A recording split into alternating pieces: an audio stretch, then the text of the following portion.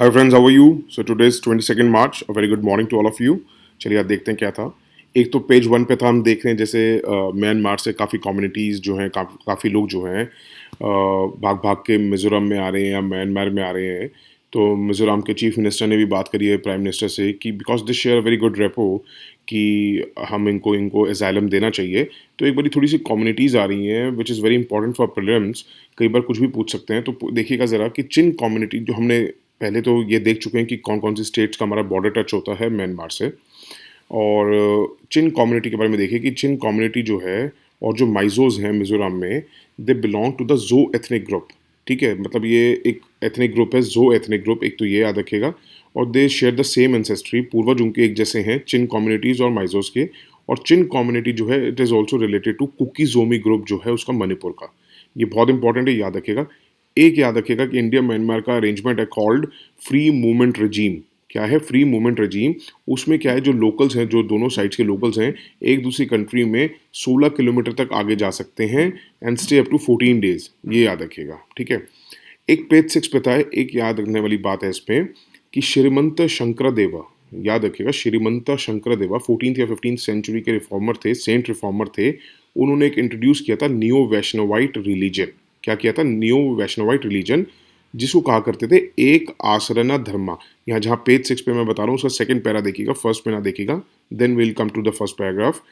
एक आश्रन धर्मा, ये नियो वैष्णोवाइट था। नियो नियो का मतलब क्या होता है बेसिकली? न्यू मतलब बिल्कुल नया, नियो मतलब होता है कि पुराने को थोड़ा सा चेंज किया हुआ। That is called neo. ठीक है, उन्होंने एक आश्रम धर्मा शुरू किया था इंडियन स्टेट ऑफ असम में। उन्होंने कहा था वैदिक रिचुअलिज्म फोकस करने की जरूरत नहीं है, rather you should focus on devotion, मतलब भक्ति करिए कृष्ण जी की। याद रखिएगा, कृष्णा लिखा है, रामा नहीं है। ऐसे चेंज इंटरचेंज करके देते हैं ये लोग। कृष्ण जी की भक्ति कीजिए, गाने गाइए, उनके भक्ति कीजिए, कीर्तन कीजिए, उनको श्रवण कीजिए। उन्होंने कहा था यही बहुत है भगवान को पाने के लिए। एक तो उन्होंने क्या किया था, एक तो इंट्रोड्यूस किए थे नामघर। नामघर आप ये समझ सकते हैं, आज के टाइम में जैसे चौपाल बन चुके हैं जहाँ पे पॉलिटिकल डिस्कशंस होती हैं। आपने देखा होगा हर गांव में चौपाल बैठक होती है जहाँ पे चर्चा करते हैं क्या पॉलिटिक्स में चल रहा है क्या नहीं। जब इन्होंने शुरू किया था तब वहाँ पे स्पिरिचुअल, कल्चरल और एजुकेशनल इवेंट हुआ करते थे। अब वो आजकल स्ट्रक्चर क्या है, पॉलिटिकल डिस्कशंस में बदल चुका है। दूसरा इन्होंने इंट्रोड्यूस किया था सतरास। सतरास क्या है कि इंस्टीट्यूशनल सेंटर्स थे, जिसमें एक आश्रम ट्रेडिशन वैष्णविज्म की बातें हुआ करती थी, मोनेस्ट्री भी टाइप की भी आप इसको समझ सकते हैं। बेसिकली ये आया हुआ था कि असम में जैसे इलेक्शंस चल रहे हैं तो बीजेपी थोड़ा सा फोकस कर रही है नामघर्स को, और जो कांग्रेस है वो थोड़ा सा फोकस कर रही है सतरास पे। तो सतरास का एक तो ये याद रखिएगा कि सतरास जो हैं, ये बहुत सारे सतरास बने हुए हैं, हर शहर में लगा लीजिए, हर गांव में लगा लीजिए, और उनके अपने अपने अधिकारीज हैं। 17 अधिकारीज, हर के अपने अपने, ये नहीं है कि सारे सतरास का एक ही अधिकारी है, हर 17 का अपना एक अधिकारी है। तो ये इंपॉर्टेंट है। तो उसमें से हमें क्या निकालना था हमारे आईएएस के लिए, पॉलिटिक्स हमें इंपॉर्टेंट नहीं है, हमें क्या निकालना था वो हम देख चुके हैं। एक पेज 11 पे, बीच के भी पेजेस हैं बट वो भी मैं बताता हूँ। एक पेज 11 पे कि कल मोदी जी ने बात करी है बैटल ऑफ सराय घाट की, तो थोड़ा सा इंपॉर्टेंट हो जाता है। याद रखिएगा, कहते हैं कि बहुत मेजर बैटल जो हुई थी मुगल्स और empire of Assam, Ahom kingdom जिसको कहा करते थे, वो बैटल ऑफ सराय घाट है। ये हुई थी उस टाइम मुगल एम्पायर ने जिसको भेजा था वो था it was led by Raja Ram Singh. और अहोम किंगडम की तरफ से जो थे Lachit Borphukan, a very great warrior Lachit Borphukan. इनके बारे में वैसे ही अगर आपका पढ़ने का मन हो तो पढ़िएगा, मैंने इनके बारे में पढ़ा हुआ है। बहुत ग्रेट वॉरियर थे लचित बोरफुखान। और मतलब ये लगा लिए इंजर्ड थे, बिल्कुल ख़त्म थे, और इन्होंने तब भी कहा था कि मेरी बोट को लेकर चलिए ब्रह्मपुत्रा रिवर पे, क्योंकि इनकी फोर्स जो है रिट्रीट करने लग गई थी। इनके आते ही रिवर पे सारी फोर्स दोबारा आ गई और इन्होंने मुगल्स को हरा दिया था। तो मुगल एम्पायर ये 1671 में हुआ था, ब्रह्मपुत्रा रिवर पे हुआ था। बेसिकली इसको आप नेवल वॉर भी कह सकते हैं, बैटल ऑफ सराय घाट। और मुगल एम्पायर 1671 में कौन थे आप खुद गेस कीजिए? औरंगजेब। तो औरंगजेब ने भेजा था राजा राम सिंह को, और अहोम किंगडम की तरफ से जो इनके जनरल वो आए थे लचित बोरफुकान। ठीक है, ब्रह्मपुत्रा रिवर पे हुआ था, थोड़ा सा इंपॉर्टेंट है, देख लीजिएगा। उसके बाद एक एडिटोरियल पे था, थोड़ा सा इंपॉर्टेंट है कि why multinational companies are making India an essential part of the growth story. कुछ पॉइंट्स निकलते हैं। फर्स्ट पॉइंट है शेयर डेमोग्राफिक्स।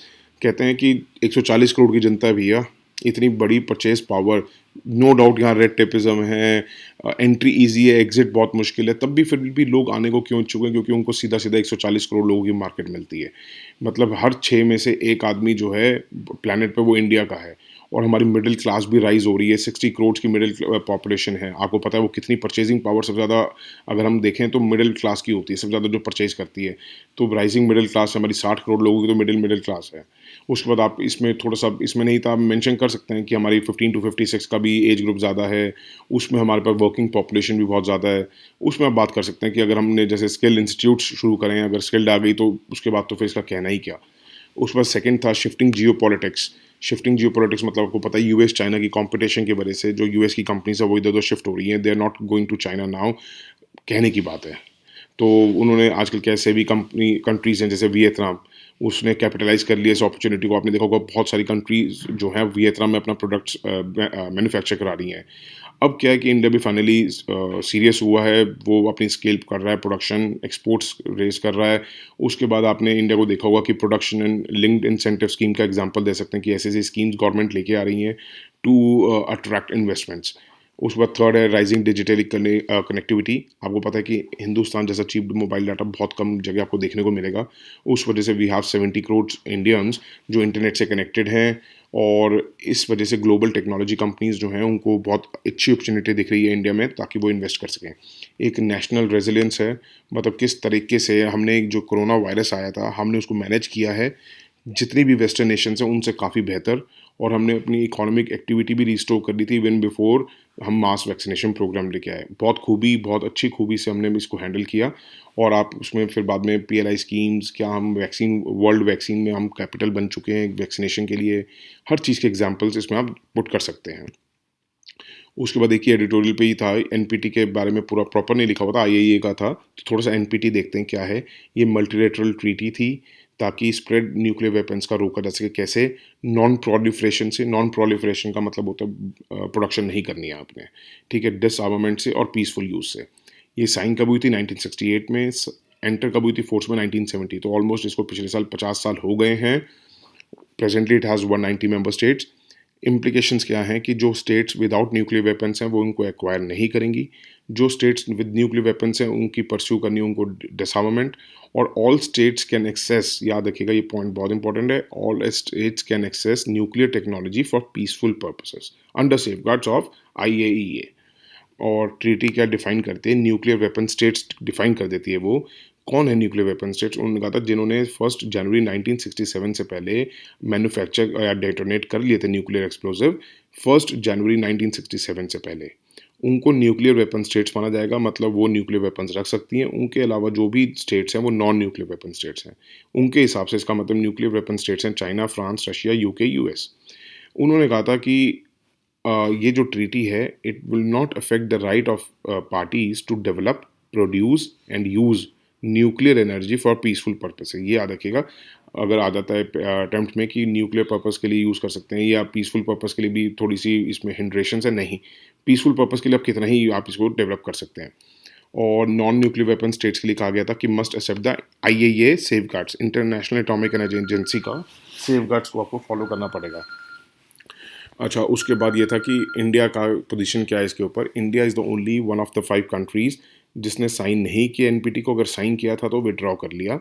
हम फिर किस लिस्ट में आ गए हैं? Pakistan, Israel, north Korea, south Sudan की लिस्ट में आ चुके हैं, क्योंकि इंडिया कंसिडर करता है एनपीटी को डिस्क्रिमिनेटरी है, इसलिए रिफ्यूज़ टू साइन इट।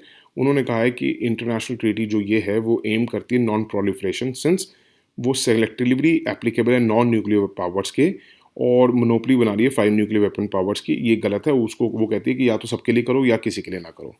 ये पढ़ा है तो हमने थोड़ा सा सीटीबीटी देख लेते हैं, comprehensive nuclear test ban treaty. इन्होंने कहा था, इन्होंने बैन किए थे ऑल न्यूक्लियर एक्सप्लोशंस। याद रखिएगा, इन्होंने बैन क्या किया? Nuclear, all nuclear explosions everywhere by everyone. Treaty जो नेगोशिएट हुई थी, कब हुई थी, ये इसमें नोट्स में देख सकते हैं आप। और ये साइन कब हुई थी? ओपन फॉर सिग्नेचर 24 सितंबर 1996। इंपॉर्टेंट क्या है? क्योंकि ये लास्ट बैरियर था on the way to develop nuclear weapons. तो ये कर्ब करती है development of new nuclear weapons and improvement of existing. अगर आपका जो एग्जिस्टिंग न्यूक्लियर वेपन डिज़ाइन भी है उसको भी आप इम्प्रूव नहीं कर सकते हैं, और न्यू न्यूक्लियर वेपन तो डेवलप कर ही नहीं सकते हैं।